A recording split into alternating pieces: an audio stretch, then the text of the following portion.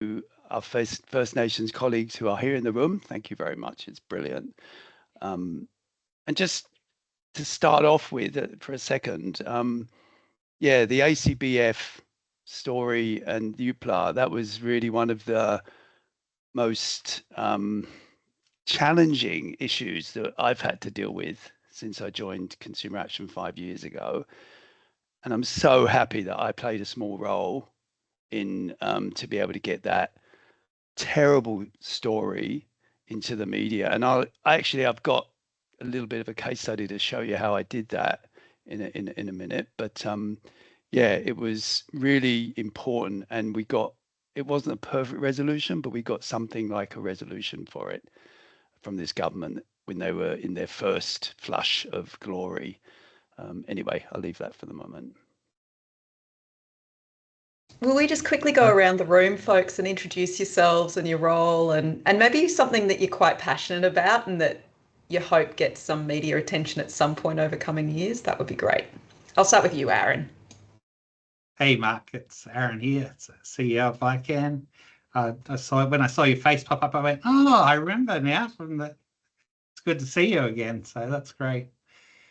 Something that I'm passionate about in the consumer advocacy space this year, I think, is the sort of finance attached to, lemon cars issue. I think is a big one that we haven't really seen much change in the whole time of ICANN's existence.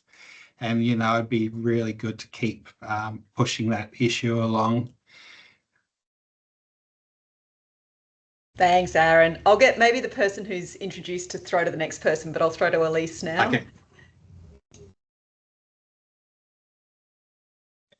Hi, Mark. My name's Elise. I work for ICAN. I'm just finished my diploma, so I'm a financial counsellor now.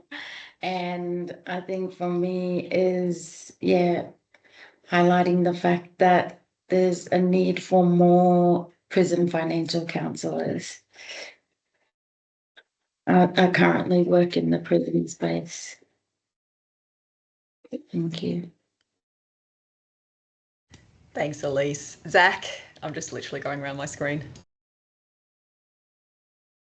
Hey, Mark, I'm Zach Woody. I'm a financial counsellor here.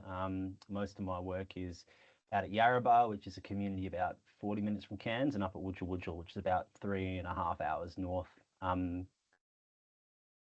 not sure if there's a particular area that I'm interested in sort of pushing. I think at this point, because we would go to jail if we use Molotov cocktails and guillotines, I think I'm just wanting to push buttons wherever possible right now, and I think that this will be a good way to start doing that. Thanks, Zach. Alex?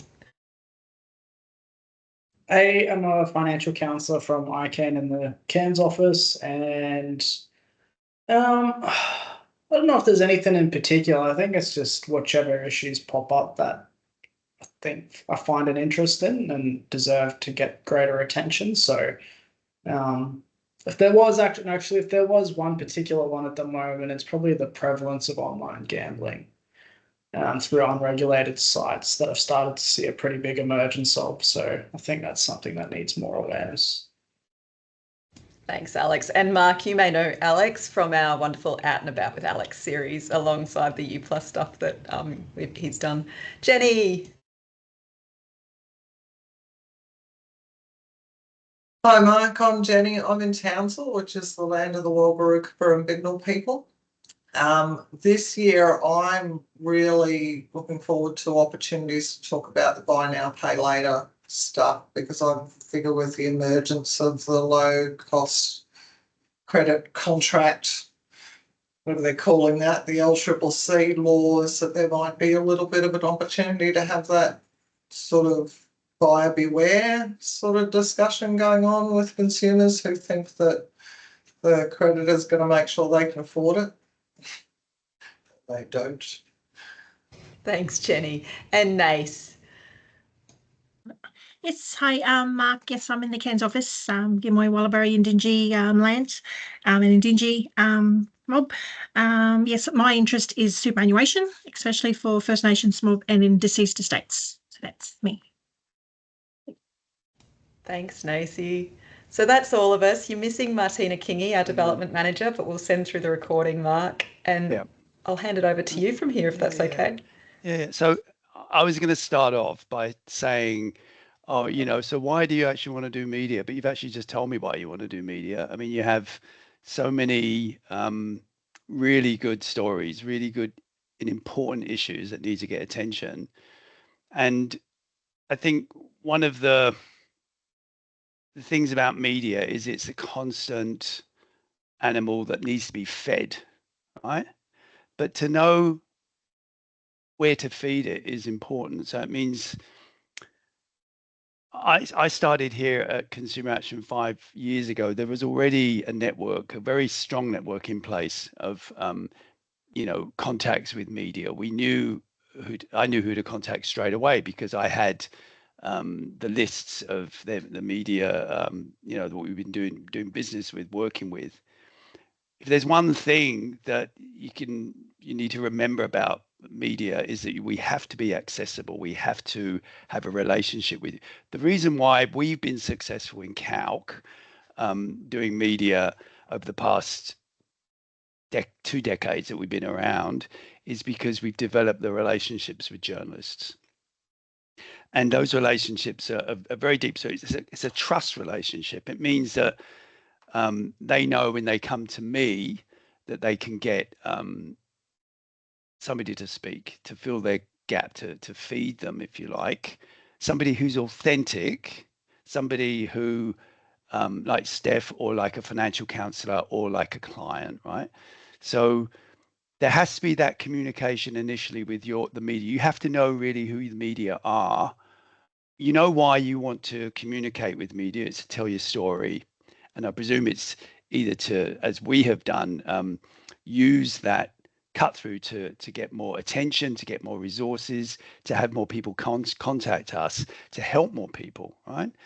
I just thought I would start off also by showing you just a little bit. I mean, and I want you to stop me at any point and ask questions. And if you think I'm veering off into some kind of esoteric, cul-de-sac, please just stop me and just ask me exactly what it is. We don't have much time. Normally these media training sessions last half a day at least.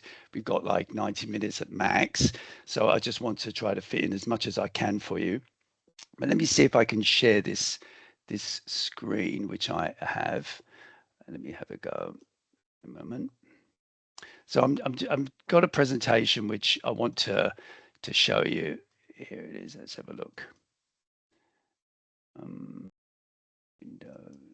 just wondering if I have to do anything, Mark. Oh, no, good. you don't. That's great. Can you see it? All right. So this is really, so it's basically, this just gives you an idea about, I'm not doing this very well. It should be full screen, but anyway, I'll just do it from here so I don't bugger it up.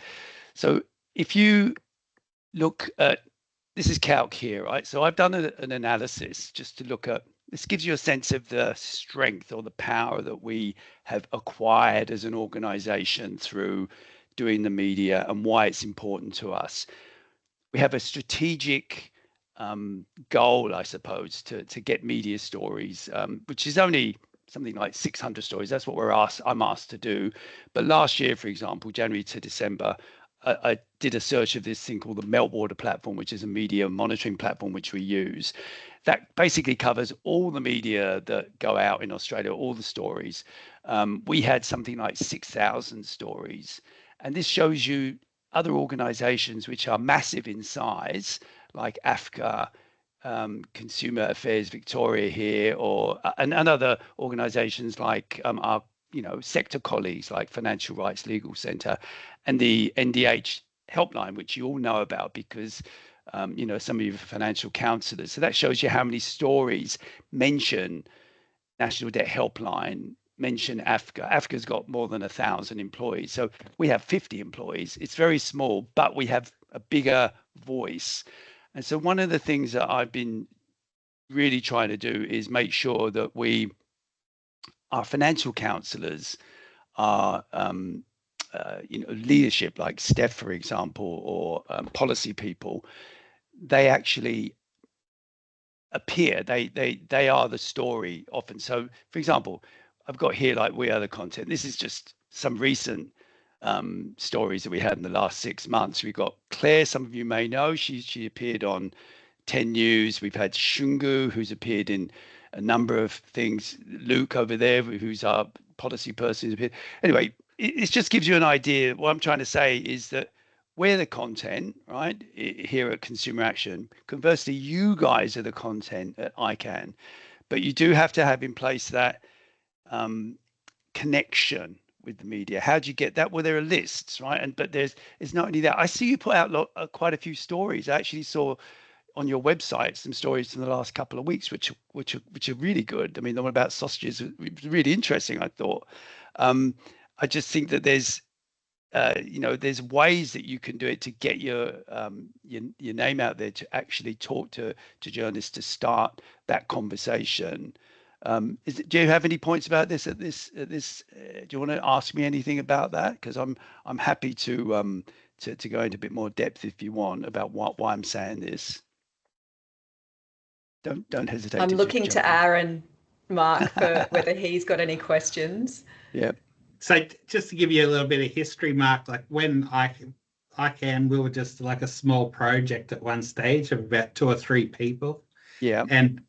And our whole business model was doing media and shaming companies in the media and getting outcomes that way. We didn't know anything about financial counselling in the early days, and that's how we come to learn about the profession of financial counselling. Yeah. And trained to do that. So we have got a lot of we get a lot of direct media inquiring to us all the time to make comment on things. I guess that part of our organisation has sort of withered away over time because we've been so busy on the work of financial counselling and doing that other stuff. I guess we're at a stage now is trying to work out how we can incorporate it back into our business a bit more and have identified people that can do that work and maybe a response process and things like that. Exactly. I think one of the things that you also have to have is a policy, an organizational policy. It's really important, which details who takes the calls, who's going to be giving the answers, what are you given, what are you able to say? I mean, are you able to contact clients, and why contact clients, for example? All these things need to be, it doesn't have to be a really a huge kind of document. It just you need to have some kind of policy document which your board or your management has agreed to, which gives you the green light to do that work, I think, because otherwise it can be very tricky. And then if something goes wrong, which generally that doesn't happen if you follow some of the kind of safeguards and rules that I'm going to talk about a little bit. But if something does go wrong, nobody's at fault. You actually have a policy to fall back on, if you like.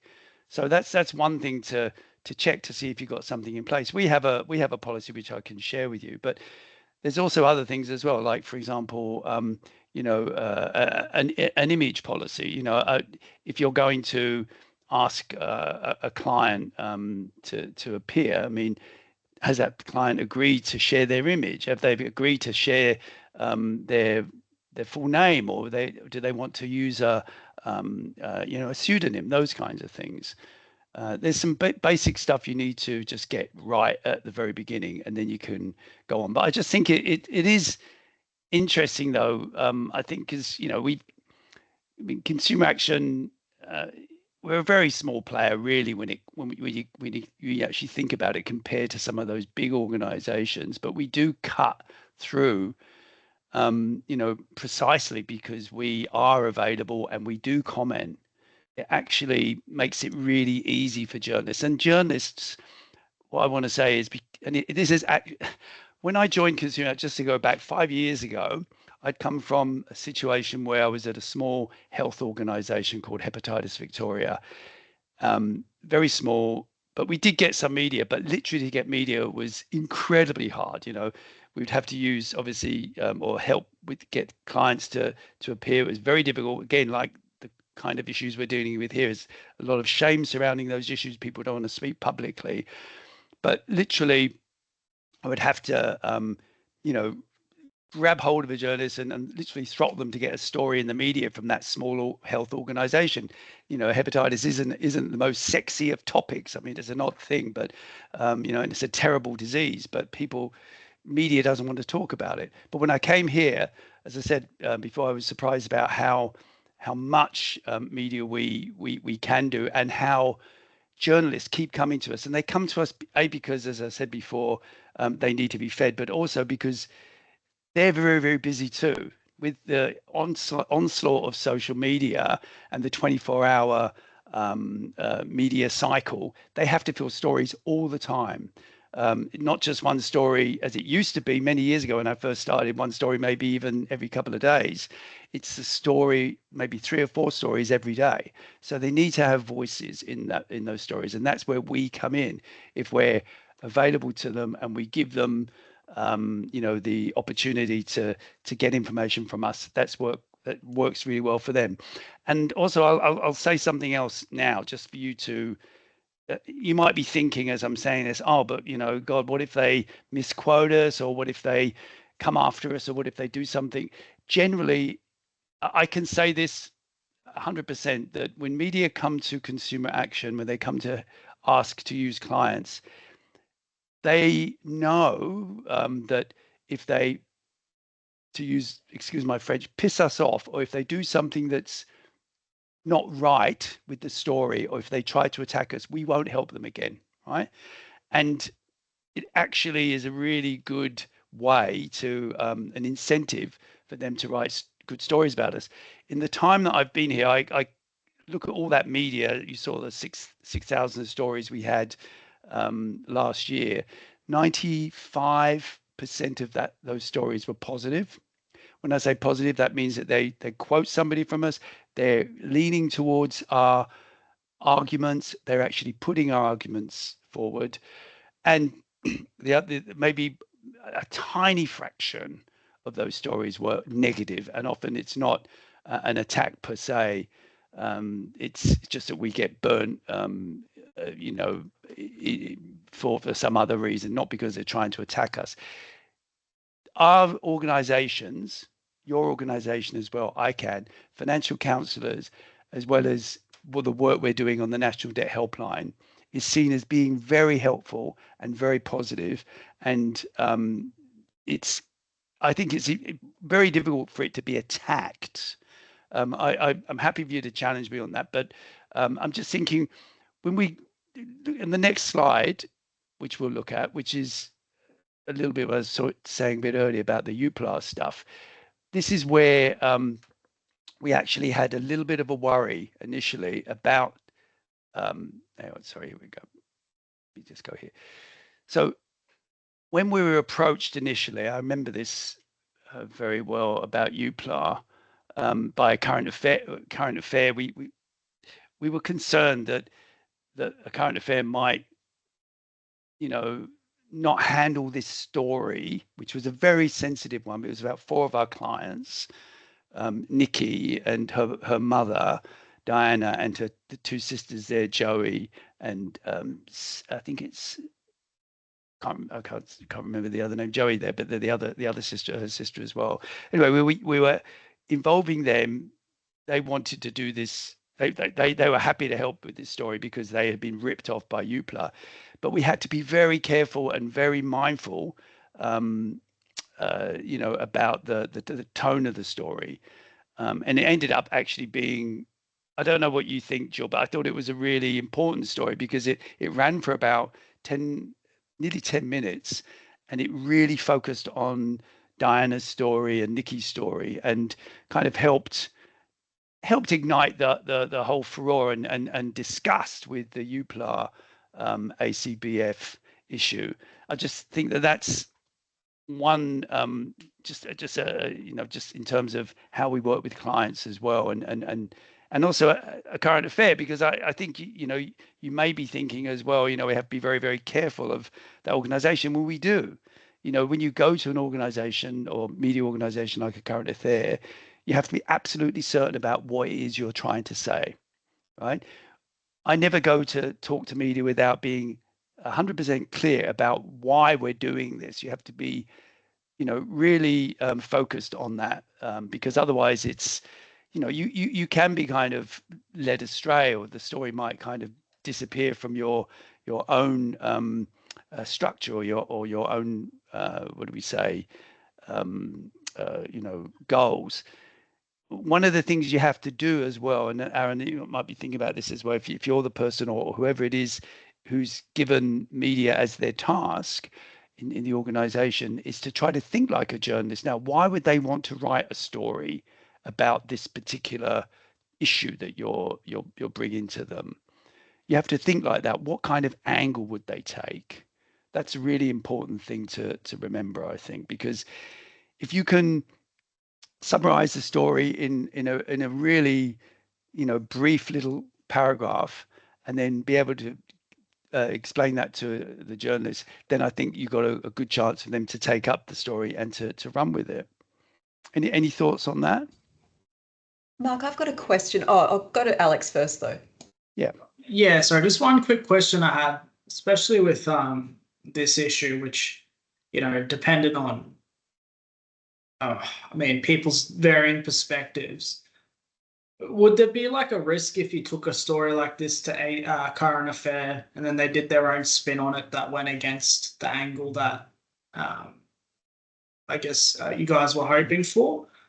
Because that's something I do wonder sometimes with this media, with some issues where it's it could be a divisive one. Yeah. Not that I'm not sure if I'm explaining. Not that I think this is a divisive one, but you know what I mean. Your intended look isn't provided. Is there ever any risk with that sort of thing? Yeah, there's always a risk, Alex. There's always a risk, right? So there's always a risk that we, don't pitch it, or we pitch it away in a way which we can't see what the other angles are, or we pitch it to the wrong organization, right? I'm very, very wary, for example, about pitching stories to the Australian or to news.com. Yeah. Right. Because I know exactly how they would, how they might be able to see it. Right. However, I've developed relationships with a couple of journalists there, which are quite powerful. And I know that they wouldn't, even if they were going to burn us, they would tell us, right? Yeah. That they were going to do that. I think in a way, we weigh it up, right? What are the risks? What are the benefits? Yeah. Is the risk that the story might not be told exactly how you want it to be 100%? Yeah, that's always a risk. Yeah. The benefit is that there's the story, right? The story's out there, and your issue is getting airplay. It's in the mind of the politicians that you want to change get them to change things, right? Without that oxygen, the oxygen of publicity, you're not going to get that type of awareness. Yeah. Right? So we do have, it's always a risk. You're right. Yeah. It's like going on radio as well, right? I remember once really, really clearly, I don't know if you remember this, Jill, as well. We had at the beginnings of our scam campaign a couple of years ago, when we started looking at the scam I remember it being,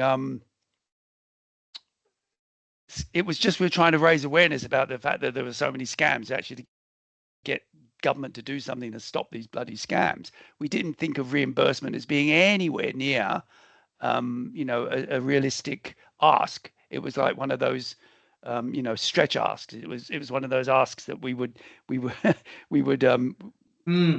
never get. Anyway, but I remember Tom Aberisk, who was our policy officer at that time, went on the radio with a kind of right-wing-ish jock, and it was extraordinary. He fought tooth and nail this shock jock kind of had to go in. Why should banks have to pay? Blah blah blah. It's people's fault. Da da da da da da da. It was really bad, but it taught us a lot, because he said, is it worth us actually arguing with these people on the radio about an issue that affects our clients? yes, it bloody well is important, because he got ripped to pieces people calling in, and then to kind of Schadenfreude delight, within 6 months, he was on the radio saying about how his partner had been scammed, and he turned out talking to Steph. I remember came back and he was really with his tail between his legs. So it was there's pros and cons for going and doing this type of media. I would say do it, but have in place, like, for example, I've given you the media, the guide, the little media. I don't know if you've had a chance, all of you, to read this, but that gives you some structure, right? Because you need structure to approach media. First, you need to have approval from your internal organization. That's all right. And then you need to be able to know who you're talking to in terms of journalists, right? That's the other thing. But the third thing, and the most important thing, is that when you do go and start talking to these medias, you actually know you're prepared, right? It's preparation is the key thing for that, I reckon. Awesome. No, that's good information. Thank you. Yeah, hopefully that helps a little bit. Let me just see if I can go back to my presentation here. Hang on a second.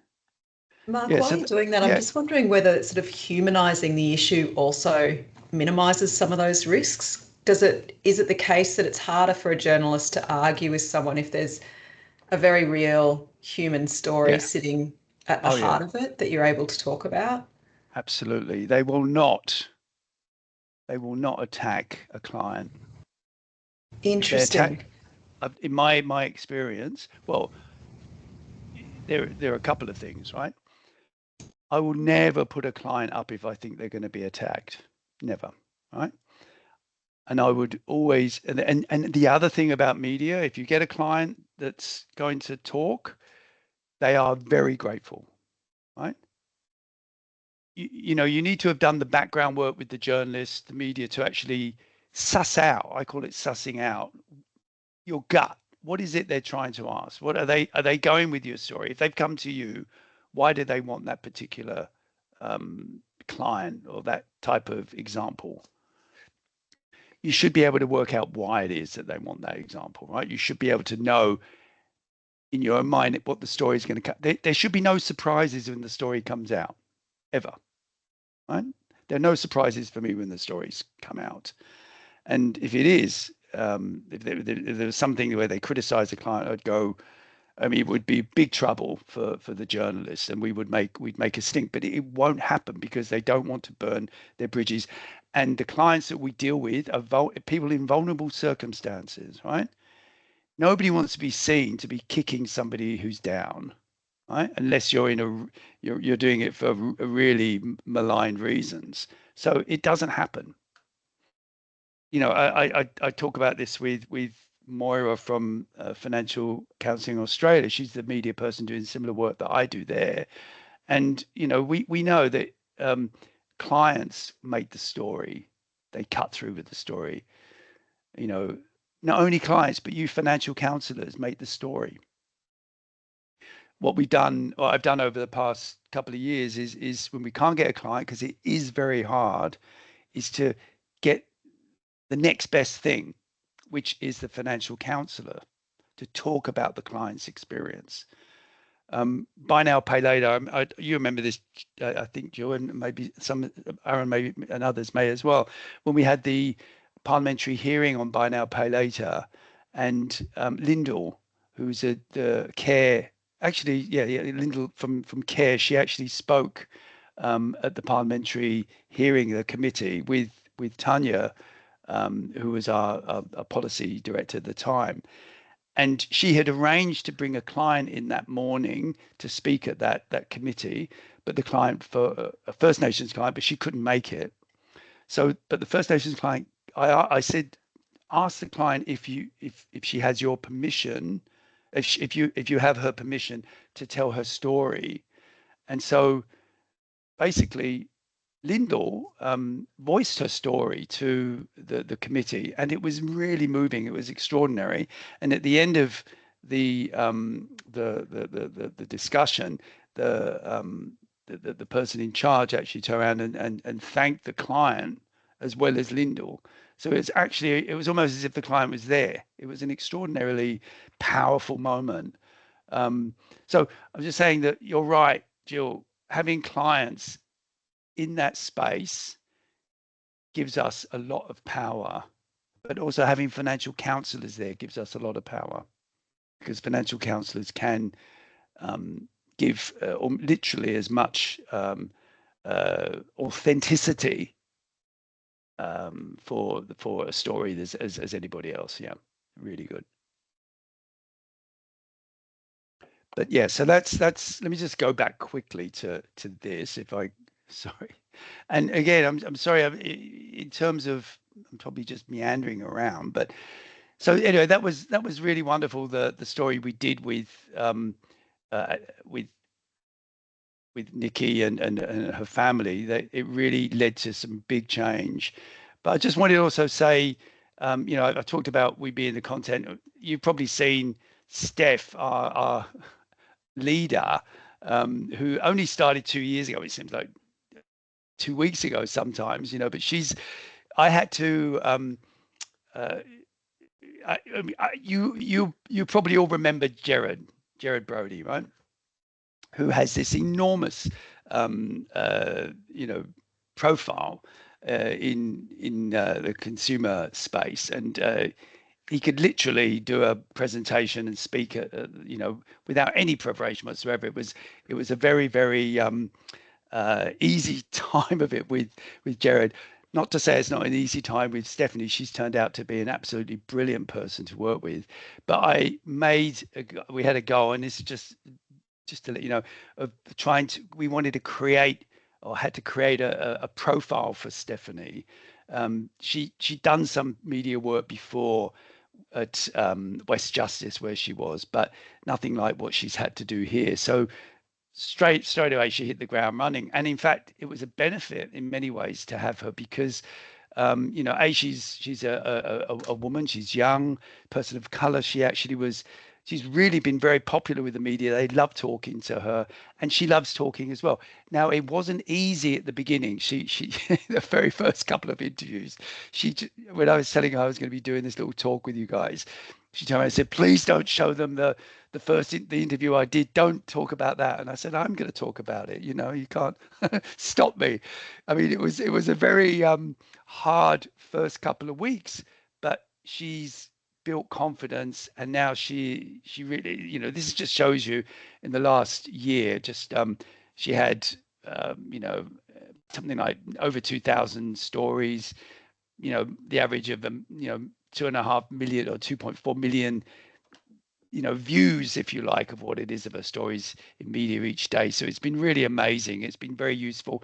This gives you an idea about why it's important to do this stuff, the kind of cut through that she is able to achieve. When I did a keyword search about what words are associated with it, they're all the right words, you know, like this, Stephanie's in the middle, you know, AFCA, Australian Banking Association. So it's all cutting into where we're trying to influence. And what we're trying to do is get government to change policy on scams, on buy now, pay later, on you know, loans, quick loans, wage pay loans, all those kinds of things, and cars, of course.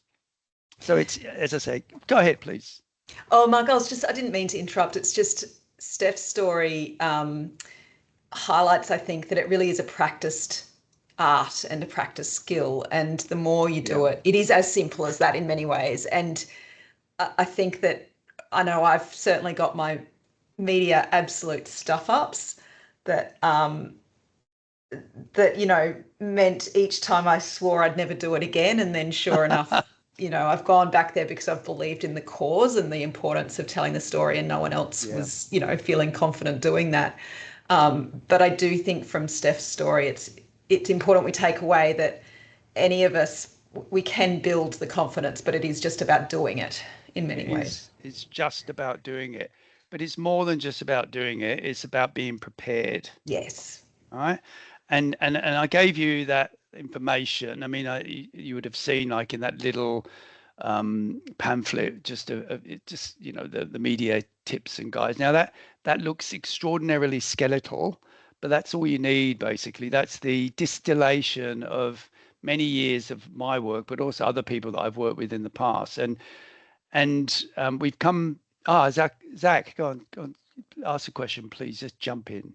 No, sorry, I was going to just say, like, how do you go with that preparedness piece? Because I find that if I prepare, I find that I'm almost over preparing and I'm thinking too much, a bit like a school speech at school. I'm thinking too much about what's on the paper or what I've rehearsed and not just being natural and getting it out. So, like, for example, if as Jill and Elise know, they'll hear me and Alex sort of talk about these things all the time. And the way I speak with Alex or Jill or any of my colleagues I'm comfortable with is much more concise and articulate than how I feel like I do in media, because I'm overthinking things. Whereas with these guys, I'm just talking to my mates, you know what I mean? Yeah. So are there any tips to definitely overcome that? Because I feel like that's a key thing it seems like everyone struggles with, and is probably, I know at least for myself anyway, that's probably the biggest part of why I wanted to do this, is just to figure that out. Everybody struggles with it. What you need to do is be able to distill it down to those. I know it's all about 3 points. You think, why is this not enough? It is enough. You know, you have to distill it down. You have to distill it down to the way you'd speak to your mother or somebody that's not acquainted with technical stuff. Write it down, prepare it, and then it's in your mind. Put it to the side, or just have it to the side there when you do the interview.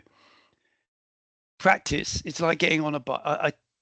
I know this sounds really odd, but it's just like riding a bicycle. You have to do it more times to get better.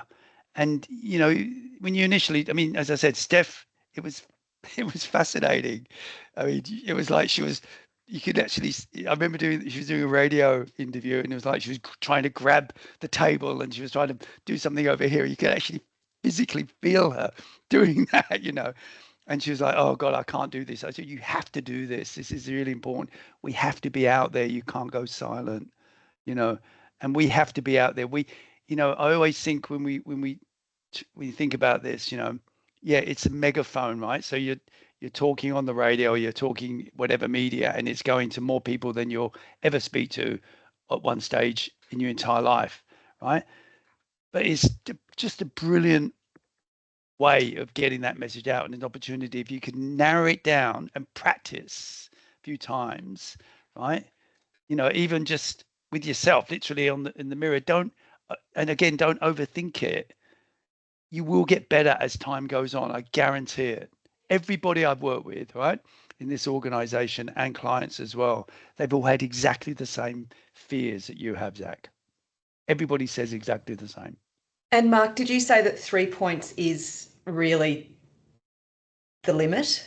Is that what you said? I only say 3 points because if you're talking to, it's a way for you to distill what you want to say, rather than going off into tangents. And then you just break it down to 3 things that you can say, 3 points. If it's a radio interview for 5 minutes, of course you can say more than that, but if you keep coming back to those points, those 3 points. And that sort of fits in with campaign strategy a lot of the time, that distillation, you know, what's going to be the hardest hitting, you know, in the consumer space, what's going to be the hardest hitting messages.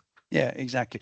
So what I would do normally now is like, we'd break into like a little groups or something, or, you know, if there was an issue you wanted to talk about. In fact, we could do this, you know, one of you actually then works on 3 points for something that you want to talk about, an issue, and then we do like a press conference, you know.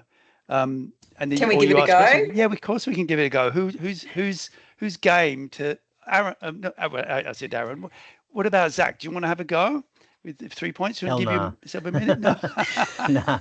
Sorry, Jill shouted it out, so maybe Jill can give it a crack. We'll see her media skills in action. So I'll try it. But Alex, all right, Alex. So we have to, but we all have to promise that if Alex is going to do it, we all have to ask one question afterwards, as we would as a journalist. They don't have to be kind questions. You know, often when we do this kind of practice, it's actually harder because we ask harder questions than the journalist would, All right. So, all right. So, do you want to, Alex? Are you prepared to do this now? Or do you want to? Yeah. All right. Yeah, I'll do it like this just to see. All But right. I think my biggest problem is I talk into the void, so I wouldn't mind trying a 3-point strategy where it's like I'll start and then I'll like end up All over right. here, then I'll think of this. So All right. yeah. And remember, Alex, you only got like about a minute and a half to do this, to give your point. Yeah, So yeah. I'll introduce you. Okay. So everybody, we've got the pleasure for our press conference today to have Alex Price-Bush. He's going to talk to us about an issue that really concerns him, and he's prepared for us to ask him questions afterwards. Go for it, Alex. G'day everyone. My name's Alex. I'm a financial counsellor from ICAN. The issue I'd really like to draw attention to is the amount of online gambling happening in Australia. There are a lot of unregulated gambling sites which are being used and causing quite detrimental harm to a significant number of people, many of which are in remote or regional communities. These sites are unregulated with no potential for any external dispute resolution action to happen if someone is ripped off. And it's taking not only the money out of people's pockets and ability to pay for essential needs, it's also money that's leaving the Australian economy in large supply. Excellent. So who has a question? Gillian. Alex, thank you for that. I'd like to understand a bit more about how this is impacting particularly remote communities. Why do you say it's particularly bad there? Due to there not being your more standard forms of gambling, it's increased it's given people the opportunity to gamble in an unsafe way, even more so than usual. And so it's quite prevalent there due to there not being, see, this is why I rambled. But You're nailing it, Alex. I went a little bit off the thing there, but I was kind of getting there. Okay, so Aaron, go ahead. Your question. So is this just like another measure to, take fun out of the world, Alex? And don't you think it's a bit of a nanny state activity? Well, I think it's important that everyone has fun. It's important that the fun you're having is regulated and safe. If people don't have any protection, engaging in an activity which could be considered dangerous, and so where is the protection that they need to ensure that they're not being ripped off? Good. Zach. So can you make some alternative suggestions to unregulated online gambling? What would healthy and responsible gambling look like in your world? Well, I think it's really dependent on the person. They need to be able to recognize if gambling is an issue for them. If they are somebody who does enjoy a punt, it's important to at least do it within the regulated means to make sure they're not putting themselves at risk beyond the immediate risk of gambling in itself. With certain platforms, there's the ability to set deposit limits and exclude yourself. With a platform like online gambling, that's just not available. Excellent. Well done. Another question from Aaron. Can you define what the difference is between, your sports bet site and these other sites that you're talking about? So these other sites essentially are set up offshore, typically somewhere like Cyprus or Malta is another common one. These sites are technically illegal in Australia and are continually banned through ACMA's powers. Unfortunately, new URLs are set up, and so it's like Medusa's head. Once one is stopped, another comes up. But the major difference is that there's no regulation. So because they're set up offshore, if there is an issue or something like that, you essentially have no protections. If there was an issue with a sports bet account or something like that, or you weren't being paid out, you'd have avenues to seek legal recourse. Very good. Excellent. They're all good answers there. I was just going to come back and say, Alex, well, what don't you think you're moving to against the stream at this point with the idea that we have to be more kind of open with our technology systems because we don't want to kind of suffer the tariffs from the United States? I mean, aren't they going to come down and bash us if we bring more of these nanny state type of regulations in place? I think the major issue isn't so much it being a nanny state. It's more around the fact that you've got no protections in place with a site like this. So it's not even so much about the regulation. It's about having people protected. And that's just simply not available in these sites because you have no recourse if something goes wrong. Brilliant. Anybody got any comments about what Alex said? I think he did a really good job. I think Alex did a great job. But A few curveballs were throwing me, but yeah. Alex, just to put some detail around that, I didn't hear any acronyms, any jargon. Like, it felt understandable to me. I mean, I'm conscious we're all in the world, so we know the language, which might mean we're not as open to the jargon, but I couldn't really hear much jargon. Such an important point. Don't ever use an acronym. Most, I mean, like we talk about AFCA or NDH or whatever. I mean, people just have gotten, as soon as you say that, you lose the audience because they think, oh, this is an egghead. I'm not going to want to listen to this anymore. Anybody else would like to have a go? Come on, give me a chance to throw some curveballs back at you. Come on, Jenny. Jenny, do you want to go? Anyone want to have a go? Nacy. Oh, shit. Okay. Elise? No. This is the best. This is the safest place to practice. It's pretty safe. Yeah. Because next time it will be in front of a TV camera. It felt good. I'd rather do it in front of a TV camera rather than you guys. That's the thing. So it's a bit. I know that's always a thing. The journalist isn't going to come and bag me out 10 seconds later. So yeah. Come on, Jenny. I saw your mic come off. Come on, Jenny. Oh, that was me encouraging Zach. Go, Zach. Okay. Go, Zach. Okay. Now, guys, I'm not going to. I had a big weekend, so my brain's not operating at full capacity. So I'm happy to ask the questions. Made the topic around why you think it's going to be a Labor majority, you'd have some good points to make. Yeah. Ain't going to happen, my brother. Ain't going to happen. Not today. Happy to participate, but not to that extent. Yeah, go ahead, Jill.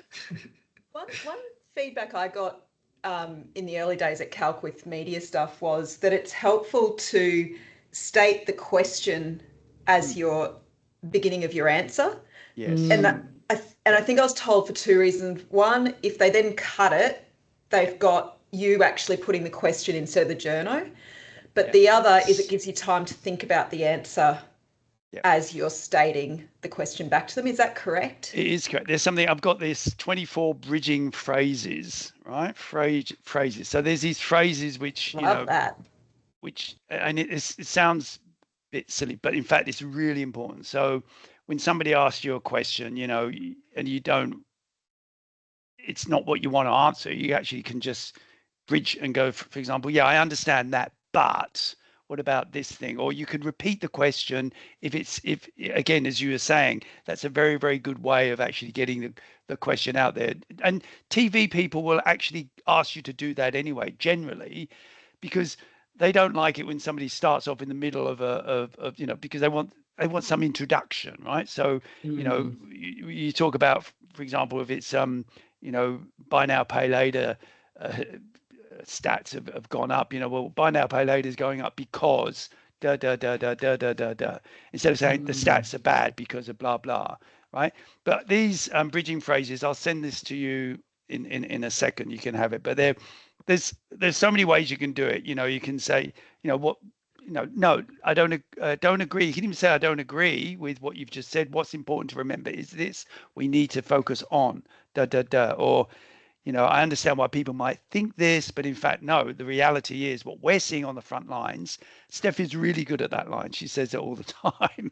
And the front lines thing, the reason why it's important to say about front lines, well, why do you think it's important to talk about that? Can anybody guess? the thing It is goes that back to what you were saying before, doesn't it? Yeah. You know, you're sort of humanizing the story. You're talking about what's actually happening in reality, and it brings it back to an individual or a community or a cohort of people. you're referencing real people. You're referencing what we're hearing. You're referencing the facts. It's not just hearsay. You know, the front lines are the front lines. That's what we hear. I mean, of course, it has to be correct, but you know, it's just an important and really nice way of bridging. That's exactly right, Jill. It's a very there are some techniques, and these are things you could practice as well, Zach. You know, just when you look at these little phrases. But again, I've actually said in my little document here, nobody wants to sound like a politician or wants to sound too glib, as they say, right? The really important thing about all of this is to sound like yourself, right? So that you actually are authentic and that you come across as being a normal person. The era of somebody being like smooth and all that kind of stuff, that's over. It doesn't work. Nobody listens to those people. They just it just turns them off straight away. That's why we got these. Unfortunately, you know, we hear a lot of these people out there who are being very successful in the media because they sound like real people. The fact that Donald Trump really isn't a real person, he's an absolute billionaire and an absolute horrible man, that's besides the point. But he's very clever at using those techniques, you know, almost stuttering, you know, falling over his words, using the wrong words. But the ordinary person, you know, sitting in, you know, somewhere in Tennessee thinks, oh, that I understand this man, right? I'm not saying that we try to ape him. That's not it. But we just be ourselves. We can actually get our voice across much better. And that's why it's important, as I say, to practice these things too as well. But anyway, just thinking, let's Jenny's just got her hand up, Mark. Go on, Jenny. Oh, sorry, Jenny, I didn't see that. You're right. A few years ago, I was involved in the sex workers movement for many years, and we got hung out to dry many times by the media. And one of the times, one of my co-workers had repeated the question back to the journalist, and then it had been misrepresented as their opinion. Oh. So something along the lines of, you know, I've heard that, you know, sex workers are, you know, not paying tax. Yeah. And so then when they said, oh, okay, so your question is that the myth is that sex workers aren't paying tax, but in actual fact is the tax laws are that anybody who earns money needs to pay tax regardless of their state legislation. But when it was reported, it was that sex workers saying sex workers don't pay tax. So I think sometimes with that repeating of the question, I'm very mindful to not repeat it as a statement that could then be, and I think that's probably totally as much my paranoia, Mark, because I come from a place where we did get screwed over quite a lot. I think in this space, we're less likely to get that raw end of the reporters because they're not trying to hurt those relationships with financial counsellors, but it just still the fear, Mark, the fear. Yeah, I can understand that, Jenny. So what actually happened afterwards, after that story came out? Oh, we never spoke to that reporter again. Did anybody contact them and say, why the hell did you bloody well do that? Oh, yeah, it didn't do any good, but yeah, it just, they were just after their 5 minutes of fame. Yeah. And it's, I mean, that's why I'm saying you have to be absolutely certain about why you're doing this and who you're talking to. You know, it's that situation, that kind of situation is rare, but you know, you can almost see the turn of phrase. If the turn of phrase was salacious or something like that, you know, that I'm going to use that. And sometimes what you go back to and you hear is that the journalist says, it wasn't me, it was the editor. Well, we know that those editors don't really exist anymore anyway, but it's very, that's very disappointing. But just so that, as I say, having these little tools that I'm sharing with you will actually help so that you don't get into that situation. And I I'm really yeah, interested in your bridging stuff because yeah, quite often the questions that they're asking are not going to give me the chance to say what I want. Yeah. So those bridging things can be really helpful ways of getting reporters to actually just, yeah. you know, deviate from where they want it to go. Yes. And you know,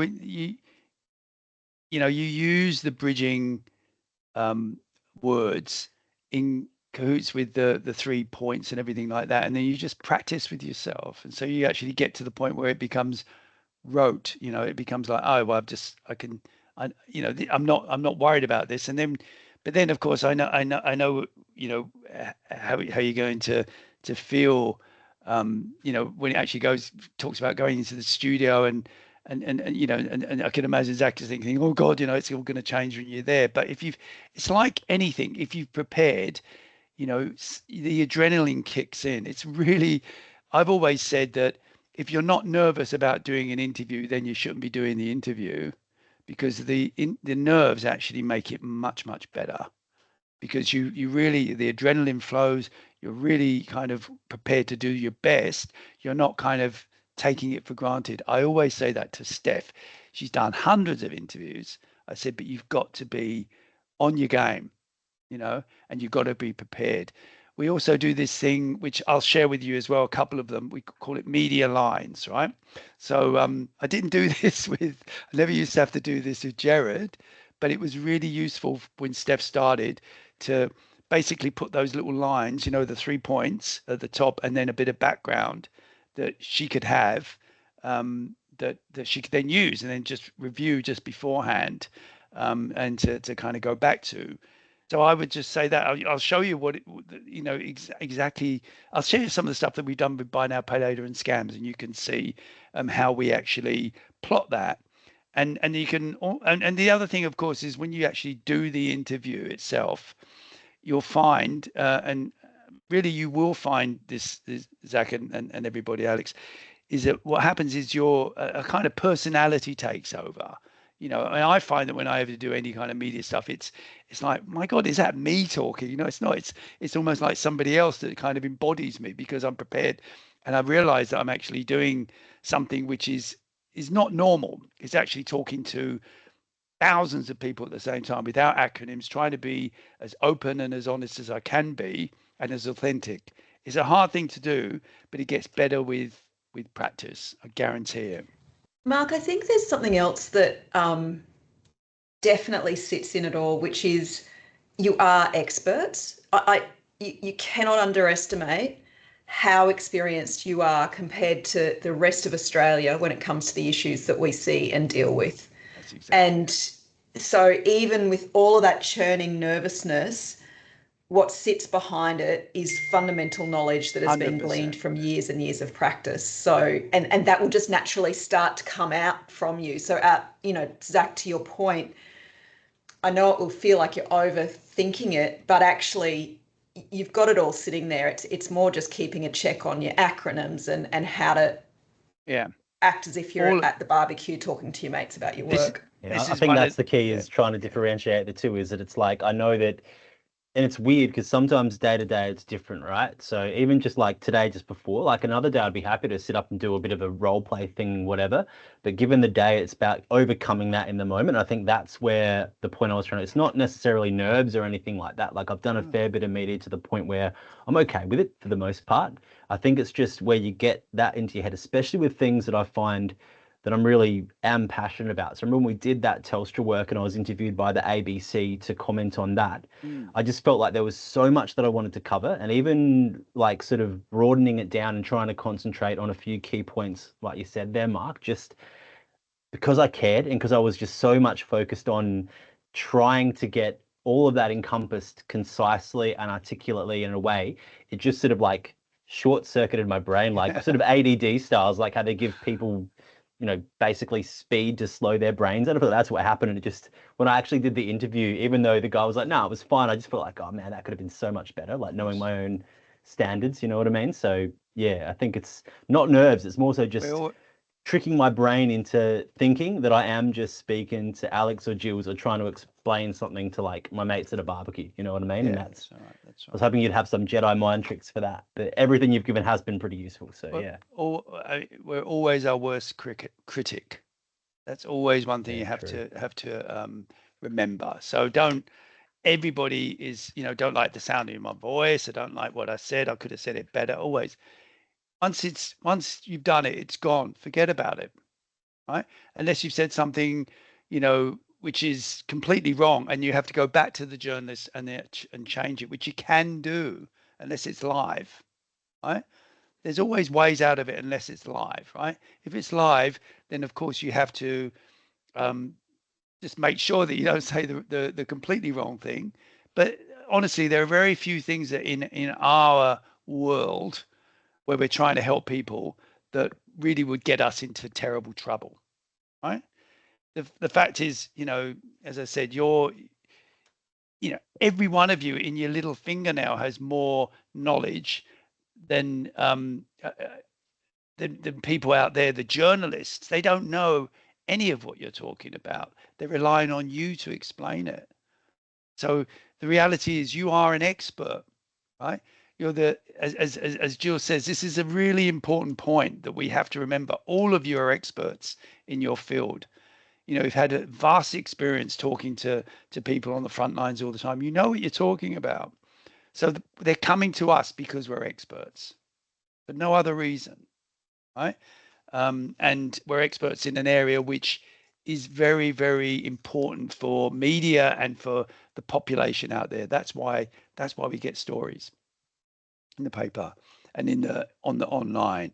And I think we were talking a bit about social media. Somebody mentioned, I can't remember who it was. Somebody asked about social media, how we have to be aware of that. Now, I actually was thinking about this as a good point, because I do a lot of work in social media as well. But what I find again, it was an interesting transition from my last job to this one. There is still a huge network or industry of traditional media out there which films stuff on and puts it on ABC or puts them on traditional newspapers, online, etc. And then those stories are the ones which are taken and sent around and shared on social media. Social media influencers, we do actually get some of them sometimes talking to our financial counselors for interviews. We have to be careful because we're not 100% certain about their expertise, right? But as long as I feel that it's a genuine channel, genuine program, or podcast or whatever. We work with social media influencers. We don't work with TikTok, for example. We just find that that's not our audience at this point. But anyway, does anybody have any point about that, about social media and stuff? Because it's really crucial, but it's not the be all and end all. That's the thing. As I said, been surprised how resilient, even though the number of journalists for broadcast and print media is going down. I've been surprised how resilient it is in terms of them coming to us and wanting to do more stories. So if anybody's got any, go ahead. Oh, so I was going to say, like, just with social media, is like the general consensus about amongst journalists that look, if you're trying to get a message across and you want younger people to look at it, like whatever you call young, it might be, from 40 downwards, whatever, the people that are generally engaged in social media more than others, right? Is that generally you're choosing the platform based on that? Depends. So if you had, okay. Depends. Because I would assume that, like, and I'm thinking like I'm sort of on the cusp of all of that, right? So I'll still look at both platforms for the most part. But if I think about like my younger sister, for example, who's only I think 5 years younger than me or something like that, very different approach to media, you know what I mean? And I feel like that's how sharp the divide is. Yeah. So I don't know, is it the case that, can you explain the difference of when you've used it or when you use both? Because that's intriguing to me as well. So. Right. So we use for social media, we we just post on Instagram, Facebook, LinkedIn, and the old X, which is cesspool, but we still post on those things. We tried to do some work on TikTok, but it was too. I mean, Choice is doing a very good job with TikTok. That's a bit more. They have a broader audience. They have that magazine which goes to 100,000 people, so they can monetize, or at least they can contentize their stories for TikTok, right? Which we don't really do. So we'll put stories on our website as well. Of course, we find LinkedIn is really important. It's about who we're trying to influence. Generally, we're trying to influence decision makers, and we're also trying to put out stories which will get to people that want to contact us. The demographic is varied, right? We are on Instagram, but we don't have many followers on that, but we still put out stuff. That'll be a younger demographic. Not all the time, though. Facebook is an older demographic. LinkedIn is really a government and stakeholder, one of our biggest growing platforms, if you like. It's a very important one for us, actually. The other reason why I would say LinkedIn is very good is because people who are looking for jobs, they look at LinkedIn as well. And so if you've got an active news site there, or you're putting up posts regularly, and we maybe put up 3 or 4 posts a week on LinkedIn, then they will see that there's something happening. They'll, it's actually, it's an important one. I just say that, got to keep our mind, and when we do YouTube as well as SoundCloud and podcasts as well, we make our own podcasts. So there's a lot of creative work that we do and we put out there. But yeah, it's, in terms of like trying to reach a younger demographic, that's still a question for us, because we're generally using these channels, as I said, to reach decision makers mainly, and then national debt helpline stuff to get to people that might want to call us. Yeah, I mean, I don't know if that answers your question. No, it does a bit. I guess I hear what you're saying. So it's sort of a case that, given if you're looking at social media and younger demographic of people, it wouldn't matter where you put it in, because the content that our sector covers probably isn't going to be super engaging to them, I guess, at that point of their lives anyway. And yeah, I do get what you're saying. It's a bit like the right tool for the job, so to speak, and depending on what your objectives are and who you want to see it. So yeah, I do. That does make sense. Yeah. Just say, there's like, for example, for the scam campaign, we were trying. Oh, Jill, sorry, go on. You asked a question. Go on. Oh, no, I was going to take us off social media. So you answer that, Mark, and then you respond to that. Oh, yeah. No, that's all right. Go ahead. I forgot what I was going to say. I was conscious of time and the fact that a lot of the members in the group don't have any control over necessarily the journos that we go to. In fact, we're quite responsive, really. We're not proactive. So I guess I wanted to ask some of the quieter members of the group, like Elise and Yunazi, if you're willing to answer this, whether, what are the key things you need to know to feel confident engaging in the media right now? Like if you were to leave this session, what would you need to know to feel like I could then email you and say, hey, we've got a request from ABC Radio to do a story on superannuation. Nice. What would you want to know?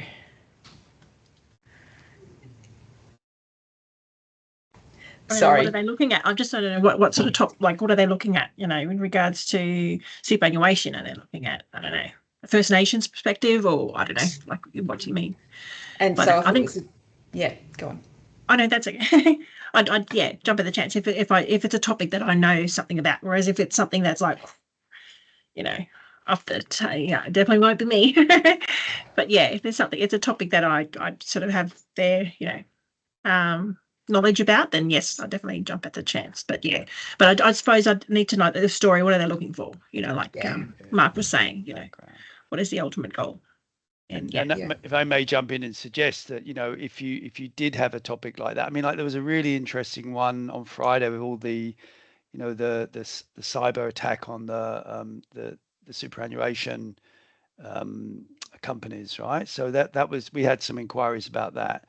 And yeah, I wouldn't have been surprised if you would have had questions about that, about what's happening with First Nations clients of superannuation. Were they, any of them, attacked, that kind of stuff? I mean, I just think once you've got a story, once something comes through, is for you and Jill, or you and Aaron, or whatever, to work on the kind of messaging that you would do, and then just kind of practice it a bit.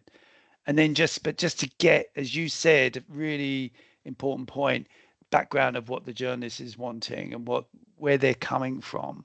Really important. Do you know the journalist? Why they? I mean, I normally, Jill, you know this, don't you? Sometimes I send journalists your way. I only ever would send a journalist your way if I trusted them. And I would never do that. And also the other thing I would just say to everybody here, if you ever need to ask any questions, or you're ever worried about anything about media inquiry, just ask me. I'm happy to give you some tips. You're really welcome to do that. And it's not a, I mean, I love talking about this stuff. It's what I do all the time. So I'm really happy to be like a resource for the sector. So if you do need to contact, or if you feel you need any extra support, don't hesitate. And to read that material, because it is from the basis it's been created. I mean, like as I was saying, these bridging phrases and all that, it's all been created from stuff that I've done for decades and other people, and works. We know it works well. And so, Mark, I did have a couple of questions off the back of actually Alex's role play. You know how you said, well, how we've been talking about preparing 3 points in your mind. Now, of course, what happened for Alex when he was in the press scenario is questions were being asked that maybe fell outside his knowledge or outside those 3 points. So what do you do in that situation? Because I've definitely been asked questions where I'm like, I don't know the answer to that. I think you either say, if you're live on radio, right, or if it's a live thing, you just say, look, that's, I'm not 100% certain about that point, but what I want to say is this. I've been talking about blah, blah. You can just fob them off. If they ask you something you don't know, don't be worried. You don't ever have to give information to people. It's your choice. You are in control of this situation. Don't let the other person control it. It's really important. That's really helpful. You control it. Yeah. Jenny. Oh, sorry, Jenny. I always get worried I'm going to appear like Tony Abbott and just refusing to answer their questions. You remember when he got asked all those questions and he just refused to answer it, and then they showed the whole thing on TV so that people could see that he just refused to answer questions. And I always think, oh God, they're going to really out me. I mean, but that was extraordinary, Jenny, because he was just sitting there going, I know, he just refused. Remember, he couldn't answer. It was hysterical. But no, but wacky. Yeah, but we're not politicians, right? And that's where we actually have an advantage. So we don't have to play that game. We just say something. I don't know about that. What I do know about is the National Debt Helpline, and that people are really suffering who are on a debt spiral with buy now, pay later. That's what you're asking me about. And I want to talk about that. Just, go straight back at them. I think I just need to get past my own fears, Mark. Yeah, of course. But now I want to hear what Elise's answer to Jill's question was before, because she didn't answer it, Elise. I was just going to ask, that they provide a set of questions, like what kind of questions they're going to ask. Yes, that's also something that you're very able to do. And it's perfectly legitimate to ask for a set of questions. And, if they deviate from those questions, not to answer it. It's especially if there's a written story, or if somebody's just say, I would like the questions in advance, please. And if somebody calls you up out of the blue, which sometimes they might do, we might get a call really early in the morning, we need to talk now to somebody, blah blah. Unless that person is prepared, don't talk to them straight away. Say, I'll call you back in half an hour. Or call me back in half an hour. You've got the right to do that. Anyway, sorry, Aaron, you would. Thank you, Elise. Ciao. I was just going to say, nice journos too, like from back in the day, if it was a pre-recorded interview, they'll ask you questions that aren't going to be part of the story just to get you warmed up anyway. Like they'll say, what's your name and where and just maybe give you a bit of a lead in to get you comfortable with being in that environment. That's right. Yeah. I'll just say that's the other thing though. This is where sometimes, Steph has got a really good way. I keep going back to Steph of doing it. So she'll be if it's a pre-record, she'll be answering it, blah blah, and if she gets it wrong, she'll go blah blah blah. So they can't use that. And there's a journalist, Michael ICAN from the ABC. Everybody may have heard. He's a consumer person, and he called me up after one of the interviews that Steph did, and she'd hate me to tell you this, but anyway, she did. He said, "Look, Mark, could you please tell Steph to control when she actually breaks the sentence up, because blah blah blah." And I thought, go get stuffed. If she wants to actually break it up and stop it because she doesn't want to be answering it that way, that's completely her prerogative. And we have a laugh about what he said from time to time. But I'm really grateful for you sharing that, Mark, because I know I've done pre-records and I'm like, I can't, no, don't include that. And I'm trying to take it back. So it's good to know that we can do that. And yeah, you can. The vast majority, this is why I keep going back to these 3 points. The vast majority of what you're going to say, if you're doing a pre-record of anything, will just end up in the bin, right? Mm-hmm. That's why you have to be clear about those key things that you want to say. I keep calling it 3 points, and that sounds really, as I say, glib. It sounds a little bit too smooth, but in fact, it's just about getting what you want to say in there and making sure you say what you want to the person, and then and then trying to kind of narrow it down so that they can't kind of squeeze in something you didn't mean to say. And if you do say something you just say, stop it, I don't want to do this, let's start again. That's fine, no problem. They deal with that all the time. So then live recordings, how do we manage that? Is there a particular way that you recommend people manage live recordings? Just a lot more preparation. Yeah. A lot more preparation. Make sure you're the right expert, Yeah.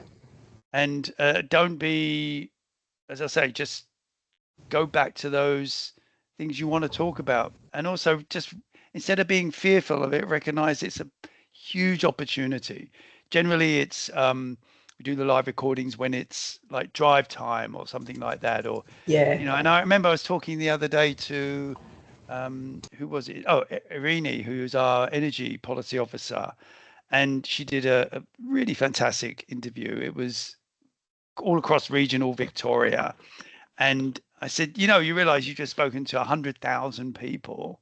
That's how many people would have heard you say that. That's why it's important just to, even if one or two of those people make a change in what they're going to do with their energy, or they know what a utility relief grant, and I said, don't say utility relief grant is, they apply for that. Think of what that life-changing experience could be.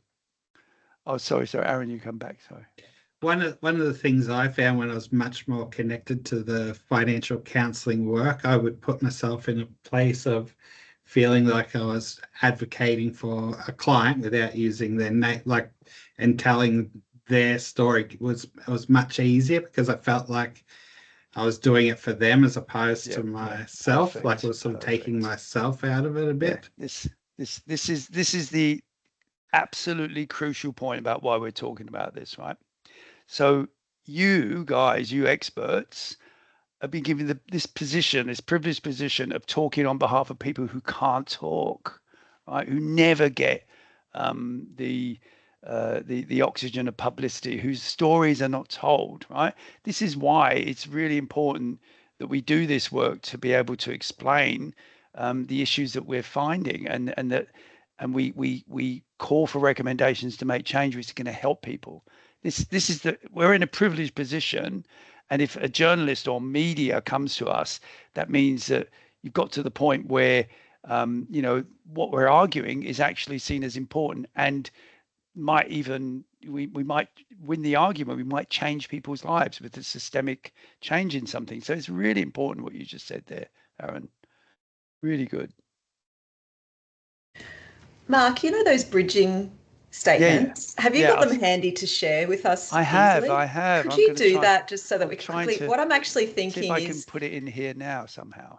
I was going to suggest that everyone go home and over the next week, just listen when you're hearing interviews with whoever on the radio, listen for when they might be using those bridging statements, just to highlight how often it's used, perhaps.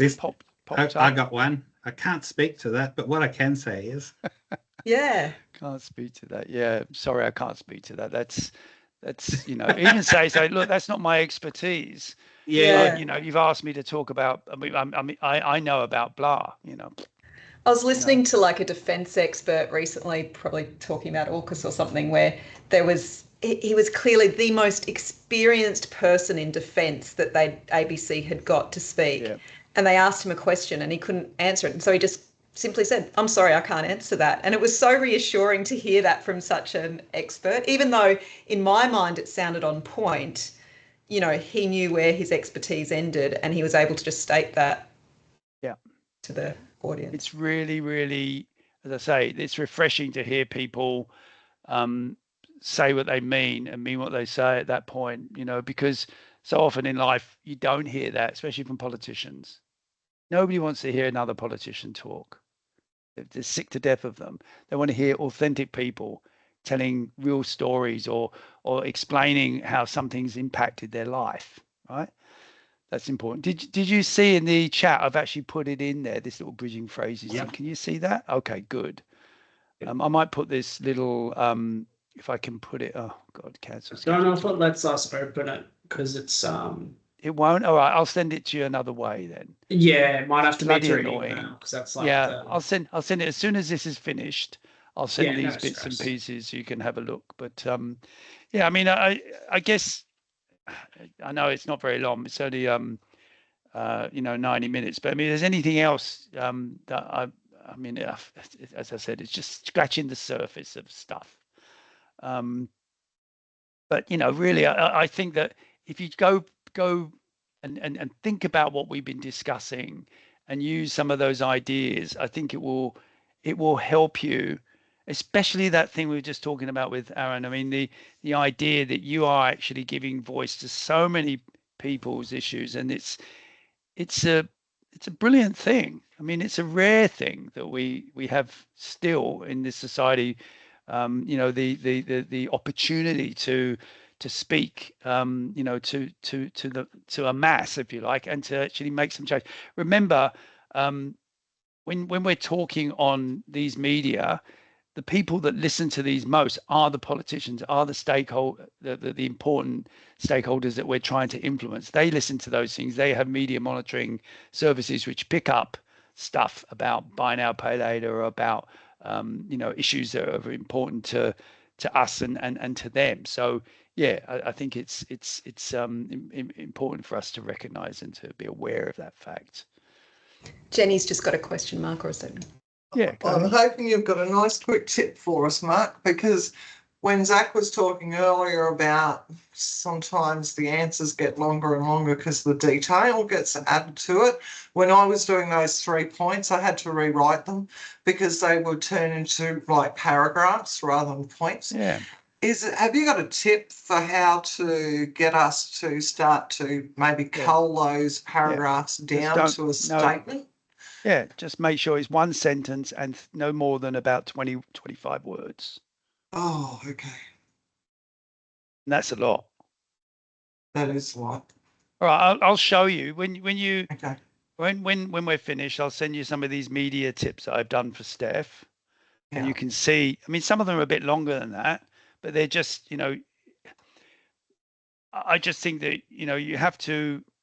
We do this other thing as well, which Jill might know about and Aaron might know about. There's an organization called ACE Media Network, which is a radio network which actually broadcasts in Queensland and as well as Victoria and New South Wales. And they're always asking for grabs about stories. I call them up and give them grabs. Now those grabs are no more than about 10 seconds long, right? So they'll ask, for example, about, there was some information or some report about scams last week, and I said, well, do you want us to give you some grabs about it from the consumer's perspective? Yes. So we got like a few grabs, and that they're no more than about 10 seconds. So you have to be really, really targeted. So just think of what can you say in 10 seconds? That's what I would say. That would be, if you can say it, if it's more than 10 seconds, it's probably too long. It won't be a grab. I know this sounds incredibly ridiculous. There's no way I can do it. But what's the nub? What's the essence of what you're trying to say? What is the key thing you're trying to say? If you can't explain it in just a few words, then it's going to be really difficult for you to explain it to anybody who doesn't understand it, right? You have to say it in a few words. And if you can say it in just that's it. I think sometimes, I worry about giving too much context to an answer when it really just probably just needs to be boiled down into what the harm of something is or what's happening. And then there'll be an opportunity for follow-up questions, I guess, if they need it. But I think that's a good thing for me to think about as well, with not trying to contextualize it all and explain it. It's just be like, this company is doing this, or this is happening for this person, which is causing this, or these people. Yeah, exactly. And I guess actually thinking about it, Mark, if we use it as that sort of attention-seeking moment, rather than detailing the issues, all we're trying to do in that moment is grab the attention so that then hopefully a poly gets in touch or contacts us, or we write a submission, or, it's that launching pad for the bigger conversation, isn't it? It's the launching pad for the bigger conversation, but also it gives a kind of silver lining of the importance of it, because others outside of your organization are asking about it. Yeah. It's becoming an issue, right? It's becoming an issue that needs to be addressed. It's out there. People are talking about it. People are worrying about it. Other people, journalists. I mean, it will. I remember constantly. It's a bit like when you tag on social media, like Stephen Jones, as I tag all the time, or used to tag all the time before he resigned. But tagging him, trying to get a little prod. It's a little prod. But in fact, it's a big prod when it goes into traditional media like radio, TV, or newspapers. It's a big prod. It's like a 1,000 times more important than a mere tag on a tweet, right? He's but much more likely to notice it. As a chance to talk about the issue. It's a chance simply to grab attention to the issue. If we think about it like that, then that might help us. If you think about it, those sentences. Exactly. If you think about it, this is a hook. This is a hook, so you can talk about it at more length later, or you can get people to call up and explain their situation. It's a hook. You're throwing hooks out. 3 hooks rather than 3 comments. 3 hooks. What are the hooks to get people to then want to know more about the issue? Yeah, that's really what it is. That's helpful to me anyway, because I can think about it, why we're doing it differently with that in mind. Yeah.